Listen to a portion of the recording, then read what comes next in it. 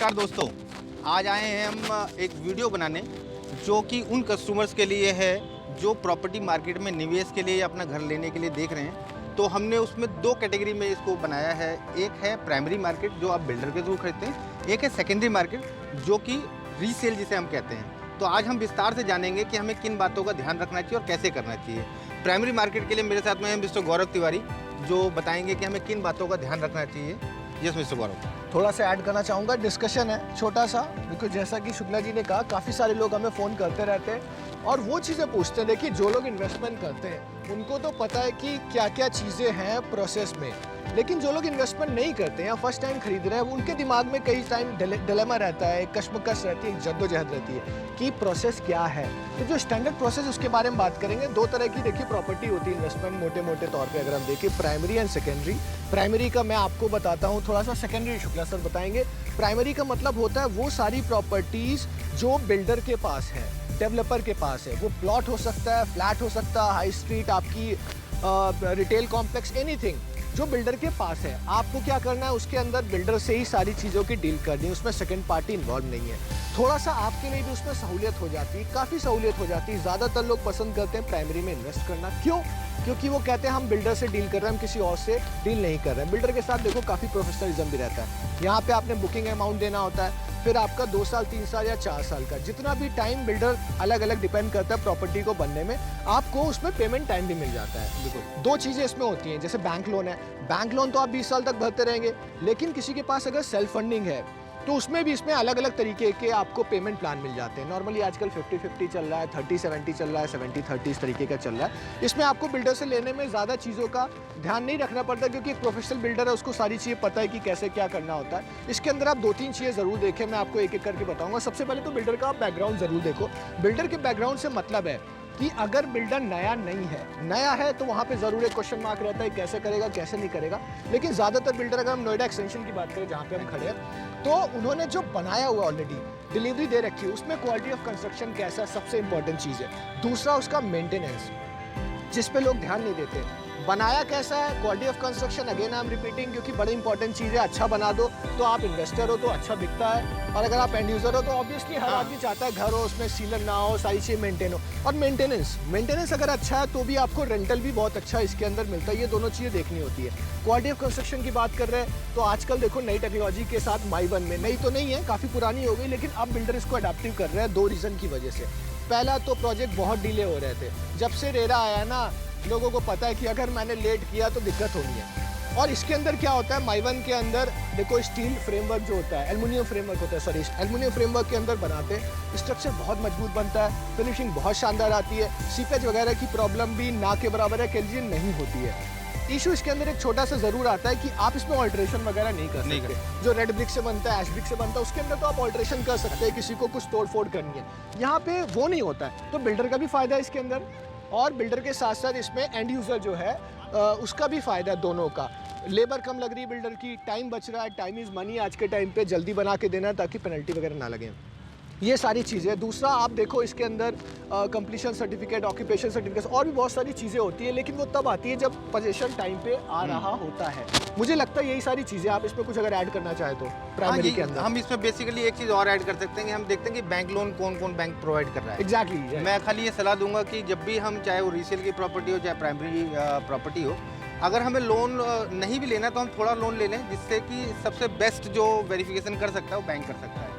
Bank उसका document verify करता है, तभी उसमें फंडिंग करता है। क्योंकि मैंने देखा अमूमन ज़्यादातर जो बिल्डर हैं जिसमें बैंक लोन नहीं हो रहा, ट्रस्ट मी कहीं ना कहीं कोई ना कोई उसके अंदर इशू है। आप इसको चेक कर लीजिएगा। देखो बैंक तो लोन देने बैठा है ना, वो प्रोफेशनल है, वो तो बैठे हैं कि हमें लोन देना, आपको काम करना है। लेकिन अगर लोन नहीं हो रहा है किसी वजह तो कुछ ना कुछ ज़रूर इशू है। तो ये अच्छी चीज़ है कि आप थोड़ा सा ले लें, 2 लाख 4 लाख 5 लाख के ले लें बैंक। मैं भी ये सलाह देता हूँ, बैंक में लोन, आप लोन ज़रूर ले लें। ये सारी आई थिंक प्राइमरी मार्केट की बात है। अब हम बात करेंगे number 2 secondary market. Secondary market जो हम यूजुअली अपने शब्दों में बोलते हैं रीसेल।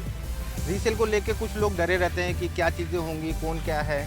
तो सबसे पहला जो स्टेप होता है, हमें ये देखना होता है कि जो हम प्रॉपर्टी ले रहे हैं वो किस व्यक्ति से ले रहे हैं। इसमें 2 कैटेगरी आ जाती हैं। एक होता है रेजिडेंट जो इंडियन है, सेकंड वन होता है एनआरआई।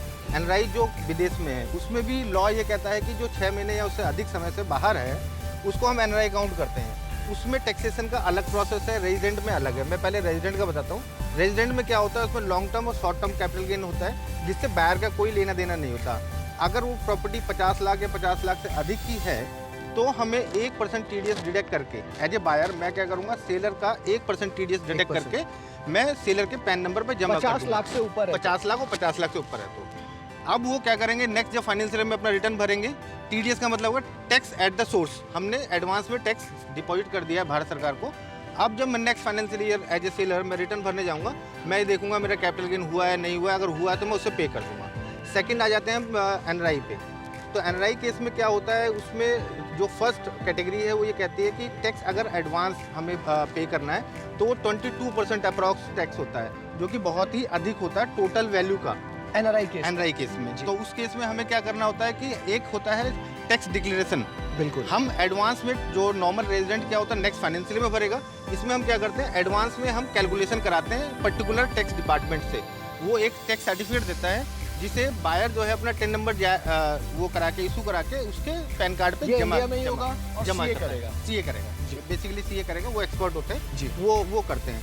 इसके बाद हम आते हैं नेक्स्ट लेवल पे, जिसे नॉर्मली हम कहते हैं, मैं किसी भी बायर को अपने कहता हूँ कि अगर आप नोएडा या नोएडा एक्सटेंशन या यमुना पे कोई भी प्रॉपर्टी आप ले रहे हैं तो इधर 3 लेयर ऑफ सेफ्टी है बायर के लिए। क्या है, फर्स्ट क्या है, फर्स्ट है आपकी NOC लेनी होगी मेंटेनेंस डिपार्टमेंट से। पर्टिकुलर जो भी सोसाइटी का हम फ्लैट खरीद रहे हैं, हमें एक मेंटेनेंस से NOC लेना होता है कि अप टू डेट है जो भी। ये रजिस्टर्ड अनरजिस्टर्ड दोनों केसेस में नहीं, ये आपका बेसिकली अनरजिस्टर्ड जो केस है उसमें नहीं लागू होता, जो रजिस्टर्ड केस है उसके लिए रजिस्टर्ड फ्लैट की बात। हाँ, अब हम बात कर रहे हैं सेकंड में हमें जो भी बिल्डर का भी प्रोजेक्ट हम बात करें, कोई भी अक्रॉस नोएडा एक्सटेंशन, हमें सेल NOC लेना होता है, जिसका पर्टिकुलर चार्ज होता है जो कि सेलर पे करता है जी।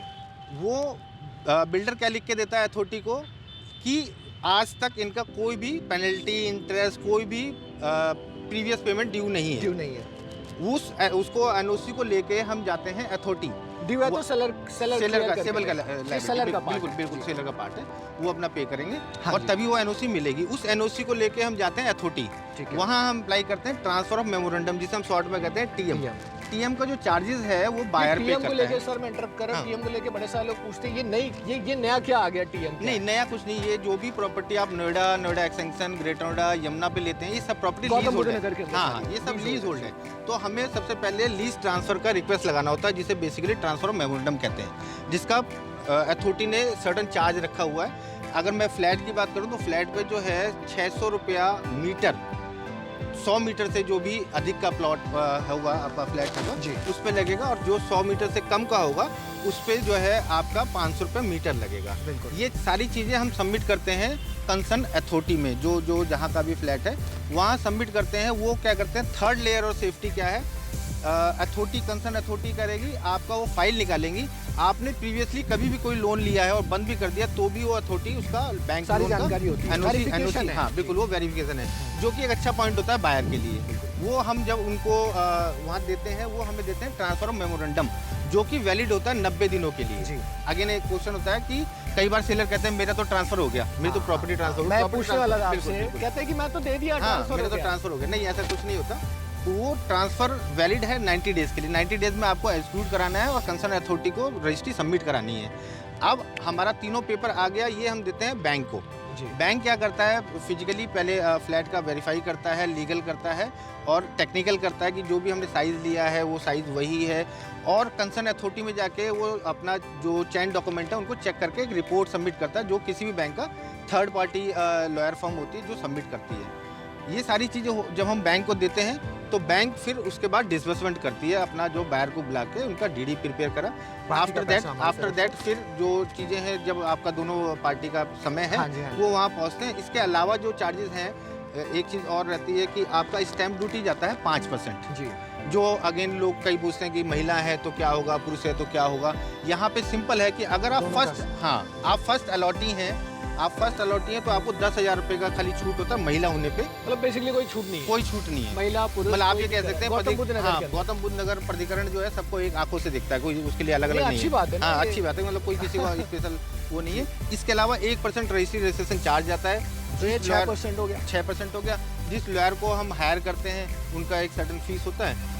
ये सारी चीज़ें होती हैं जो कंप्लीट सेकेंडरी मार्केट के लिए आपका तो मुझे लगता है कोई ऐसा डरने की भी जरूरत कोई तो आई थिंक कोई डरने की जरूरत बिल्कुल, इसके अंदर नहीं है। जैसे लोग कहते हैं ना कि बिल्डर से मिल जाए तो ले लो।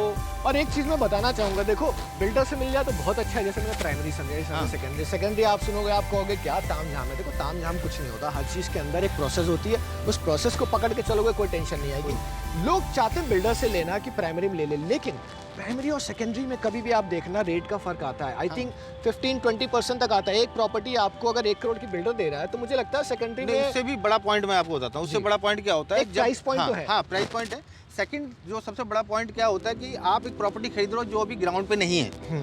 एक प्रॉपर्टी में खरीद रहा हूँ जिसकी मैं बालकनी में जाता हूँ, धूप आ रही है कि नहीं आ रही, पार्क कैसा दिख रहा है, ओपन स्पेस जो बिल्डर ने प्रॉमिस किया था वो दिया है कि नहीं दिया है। आपके हम जो जहाँ खड़े हैं ये देखिए ना, गौर सौंदर्य में, गौर सौंदर्य का जो प्राइमरी मार्केट और सेकेंडरी मार्केट में डबल का फर्क है। प्राइमरी बिल्डर ने सेल किया है 4,000 रुपये में, आज हम 6,000, 7,000, 8,000 रुपये स्क्वायर फीट की बात कर रहे हैं। क्यों दे रहा है?